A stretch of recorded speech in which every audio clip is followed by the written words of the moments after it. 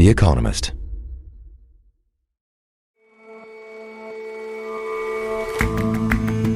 Hello and welcome to The Intelligence from The Economist. I'm your host, Rosie Blore. Every weekday, we provide a fresh perspective on the events shaping your world.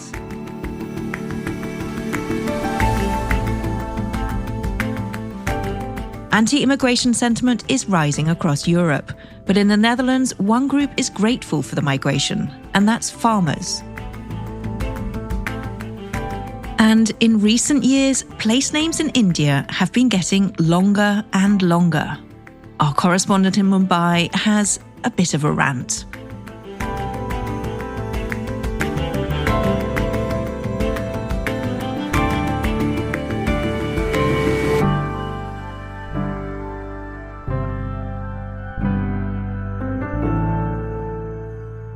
But first,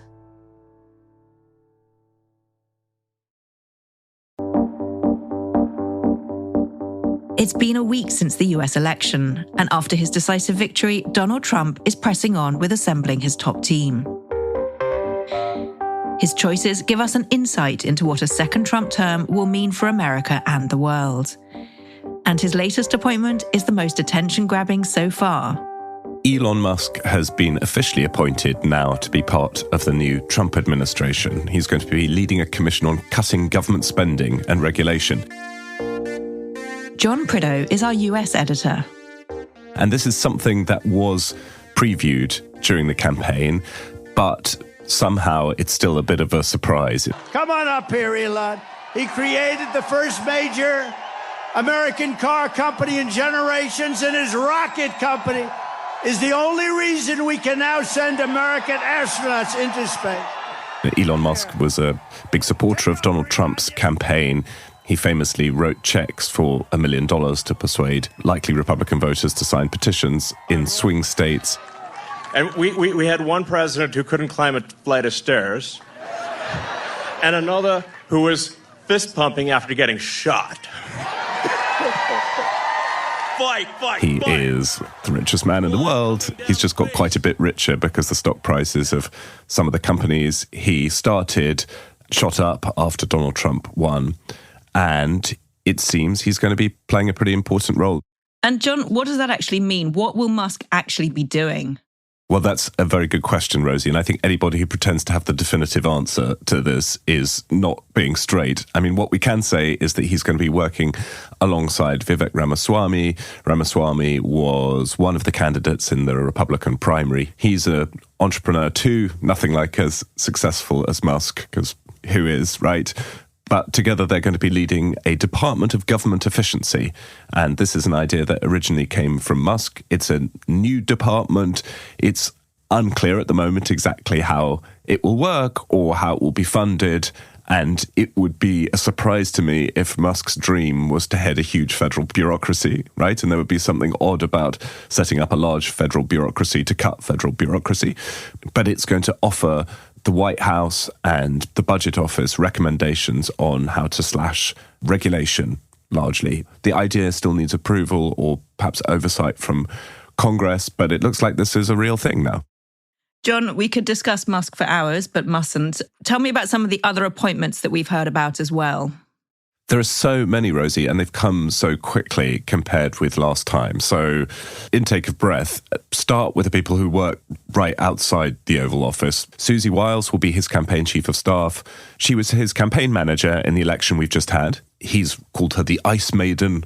She's a political operative from Florida. She worked for Ron DeSantis, and then he fired her, and Trump picked her up, and she's deemed to have done a very good job on the campaign. She's somebody quite unusual in Trump land, I think, who's very happy not to have the limelight. She didn't speak to journalists much during the campaign. Then her deputy chief of staff is Stephen Miller. He is famed for being, I think, the most hardline person on immigration in the first Trump administration, which is saying something.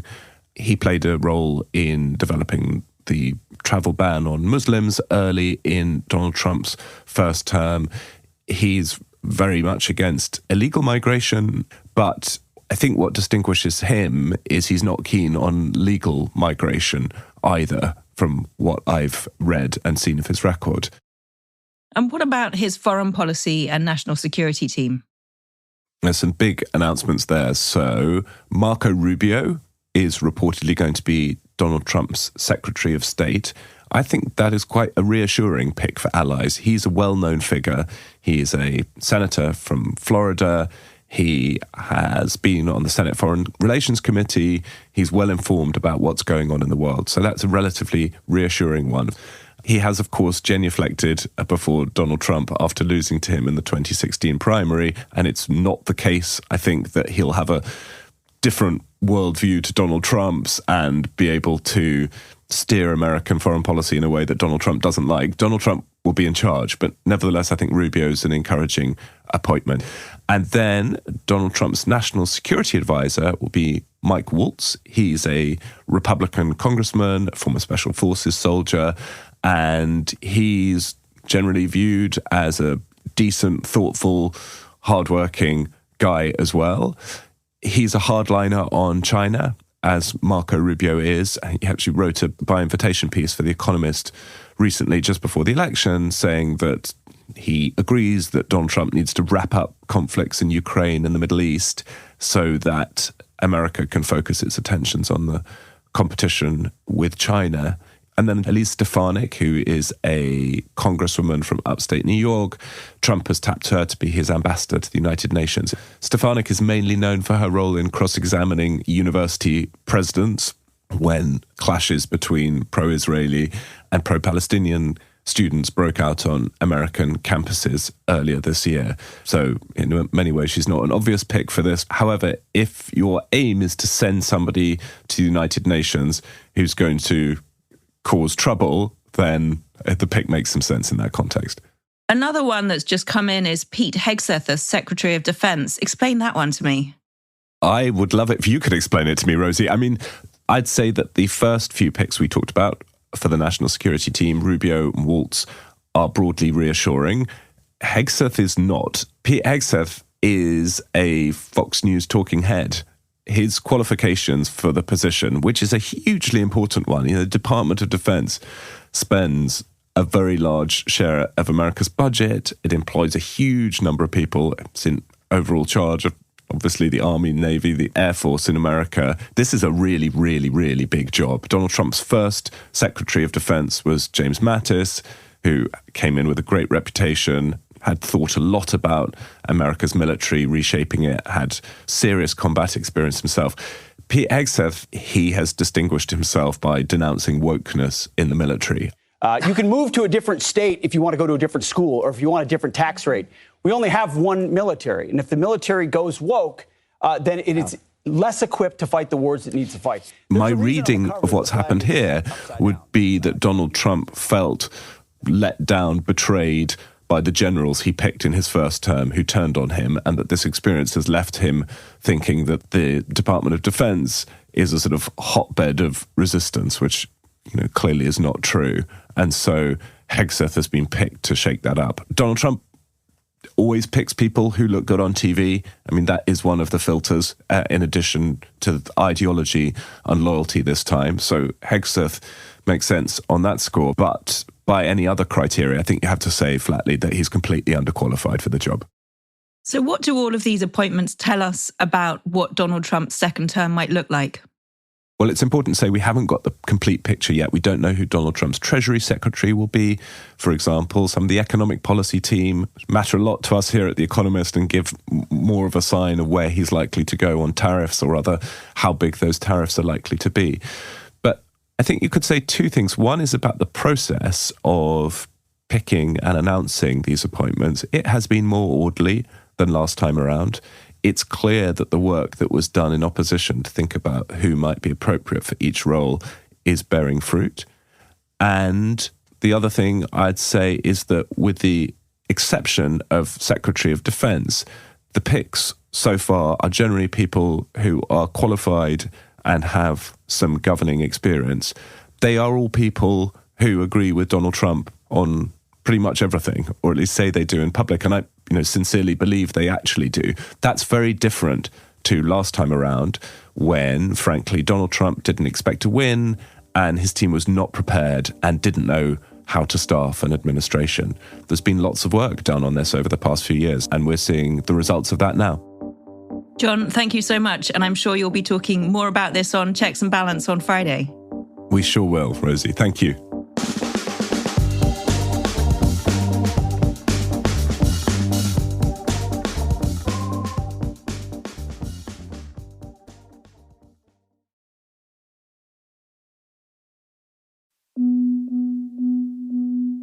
Immigration is one of the biggest flashpoints in European politics. We need to be able to protect our borders. We need to know who is in Sweden. To stop illegal migration, we must also... It's one of the major issues in the Dutch politics today. What direction will we go when it comes to our border and immigration and asylum policy? As more and more governments turn against it, you'd think that the number of migrants would be on the wane, particularly low-skilled ones. But in one sector, quite the opposite is happening. All across Europe, immigration has become a bit of a bogeyman. Matt Steinglass is our Europe correspondent. Governments are introducing policies to try to restrict immigration. The problem is that much of Europe's agriculture is absolutely dependent on migrant workers. And one of the big constituent groups of those right-wing governments are farmers. And that tension is causing ructions inside a lot of these new right-leaning governments. You say that agriculture in Europe depends on migrant workers. Just how many migrant workers are we actually talking about here? It's hard to get accurate figures because a lot of migration happens informally or short-term and isn't tracked well. But the estimates from the European Union are that about 2 million Europeans cross borders to work on farms every year. And beyond that, there are another maybe 400,000 migrant workers who come in from outside the EU to work on European farms. That's about a third of the bloc's agricultural workforce, which is somewhere between 7 and 9 million. And different countries attract different kinds of migrants or get their migrants from different places. It used to be that Western European countries like Germany, the Netherlands, and Italy would get migrants from Eastern European countries that are members of the EU, like Poland, Romania, and Bulgaria. But lately, wages in Eastern Europe have been rising. So a lot of Poles, for example, don't want to leave Poland anymore. They make more money at home. And countries are being pushed to recruit more and more migrant workers from Asia and Africa. In fact, Poland itself now recruits migrant agricultural workers from South Asia. So despite the anti-immigrant sentiment, they're still bringing in these agricultural workers? Yes, European agriculture simply can't do without them. The head of Italy's Association of Farmers itself says young Italians don't want to do agricultural work. So Italy has an annual shortfall of about 200,000 workers in the agriculture sector. They're bringing in people who are still willing to do that kind of work, and that brings them into political conflict with anti-immigrant groups, which is something you can see very clearly in the Netherlands. And so what's happening in the Netherlands? People don't realize this, but the Netherlands is a tiny country that is the world's second biggest agricultural exporter. Its farmers are incredibly productive. You can see that out the train windows. If you take a ride through the Western Netherlands, you see row after row of greenhouses where peppers and tomatoes are raised under lights throughout the year.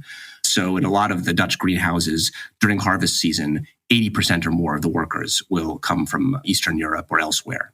I talked to an expert on migrant workers in the Netherlands named Jan Kramer. He's at the University of Tilburg. And he says that the figure may be higher than 80% when you look at the most intensive, laborious tasks.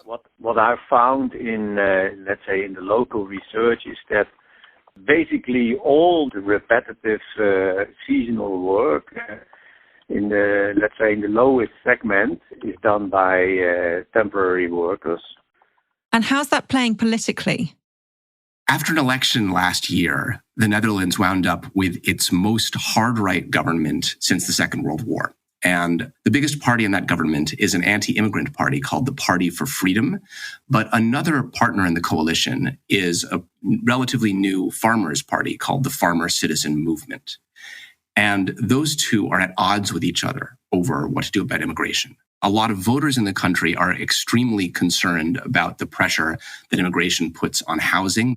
A lot of these immigrants are brought in by employment agencies, and those employment agencies often buy apartments or houses and cram the migrant workers into whatever space is available. You'll get 5 or even 10 migrants sharing one room with mattresses on the floor. People have to sleep in shifts. That's obviously not very nice for your neighborhood, so it produces a lot of local political tension. And you end up with a lot of disagreement between parties like the Party for Freedom and parties like the Farmer Citizen Movement. So, Matt, you mentioned that migrants are being crammed into rooms. Are they being exploited in other ways as well? Yes, they are often fined by the employment agencies for small infractions that end up being unable to repay those fines. They may have their passports or ID cards confiscated so that they can't leave the jobs that they've been pushed into. And sometimes they arrive and find that the work is not what they were promised. Bożena, a Polish migrant worker I spoke with, talked about the way that most migrant workers see the exploitative power of these employment agencies. Obiecano nam pracę na pralni. My z Polski wyjechaliśmy w niedzielę. She was recruited with her husband in mid-October to come to the Netherlands from Poland. They were told that they were going to be given jobs at a laundry, but when they arrived, the agency tried to force them to work at a slaughterhouse. They were able to refuse. They turned to a labor union called FNV for help. But that's because Bożena is an experienced worker who's been going abroad for 18 years and speaks good English. A lot of these immigrants don't have anybody they can turn to. The government is planning to step up inspections of those employment agencies. There's a new law coming in to regulate them next year. But it also wants to discourage all Dutch industries, actually, including agriculture, from using so much cheap labor. The government thinks that the economy should simply shift towards more high-skilled migrants, and that is likely to create problems for farmers. So it sounds like the tensions aren't going away in the Netherlands. What about in the other European countries that you mentioned earlier that are also bringing in large numbers of agricultural workers? That employment agency system is a bit of a Dutch specialty. In other countries, migrant workers tend to be hired directly by the farms that they're heading to, but that doesn't mean that they're less exploited. You hear very similar stories from Germany of workers who are handed 2 different timesheets, for example, one for a 10-hour day, which is what they are allowed to work legally, and another for the 14-hour day, which is what they actually work. Despite those kinds of hardships, though, migrants keep coming, largely because they can make 4 times as much in the West or more as they would back home. And it's important to remember that this sort of freedom of movement is one of the reasons for the existence of the European Union. The idea is that people in poor countries ought to be able to go to richer countries to earn better wages. If Western Europe tries to discourage that sort of migration, it weakens the EU's agricultural model, and it could prove a hardship for a lot of Western European farmers, which they might not be able to survive. Matt, great to talk to you. Thank you so much. You too, Rosie. Thanks so much.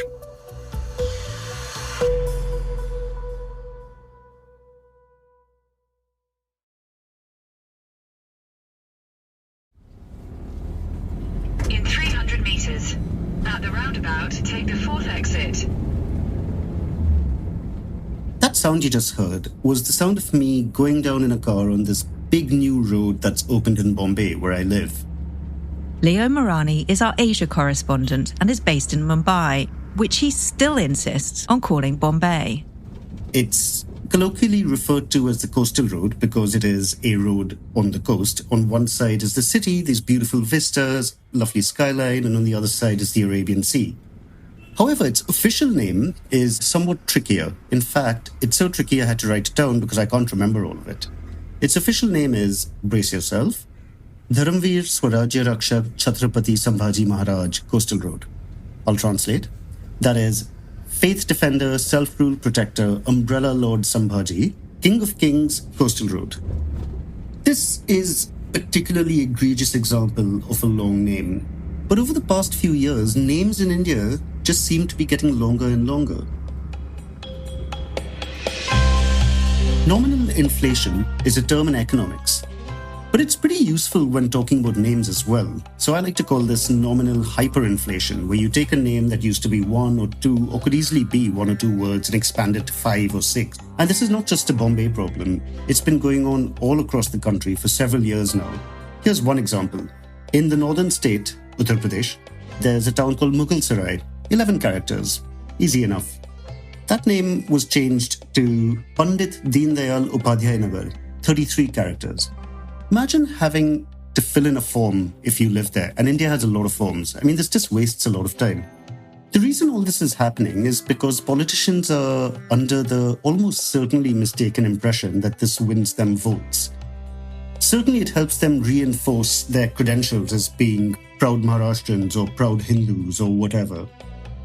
It's an extension of what has been going on actually for decades now, which was a process of decolonization. So Calcutta became Kolkata, Madras became Chennai.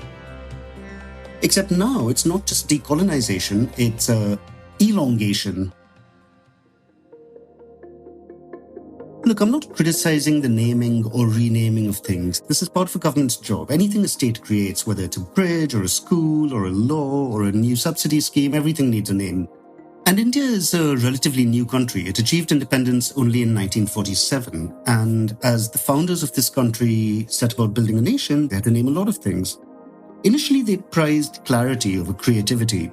So when they created a bunch of new institutes of technology, they named them the Indian Institutes of Technology.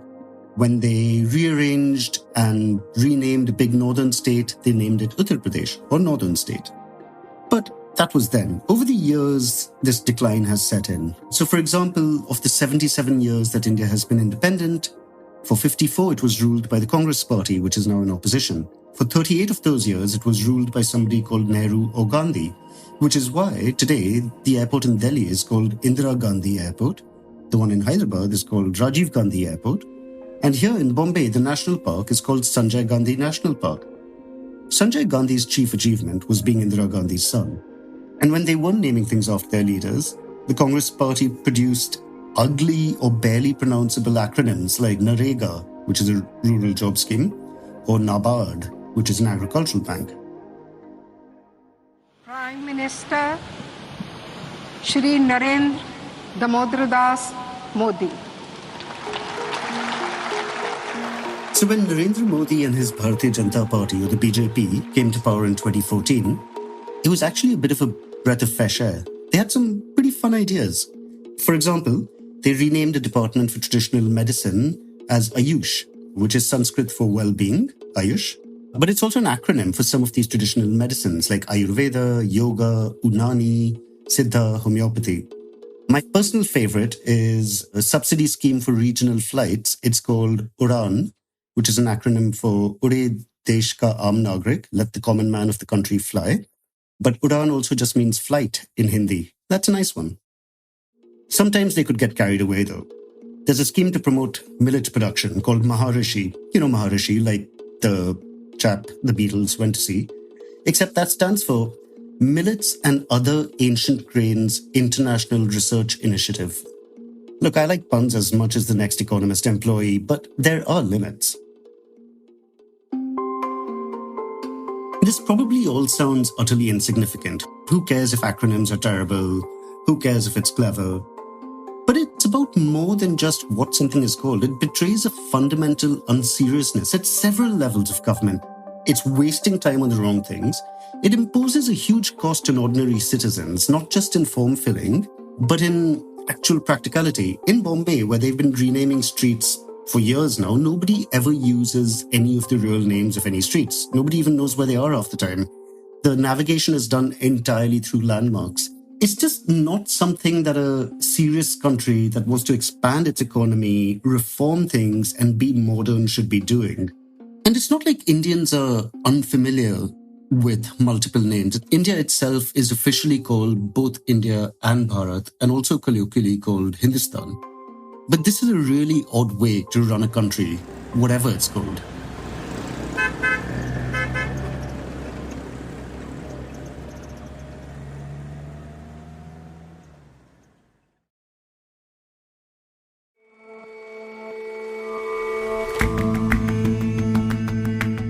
Subscribing to Economist Podcast Plus helps make our journalism possible. Thank you. Search Economist Podcast Plus for a free trial. That's all for this episode of The Intelligence. Do let us know what you think of the show. You can get in touch at podcasts@economist.com. We'll see you back here tomorrow.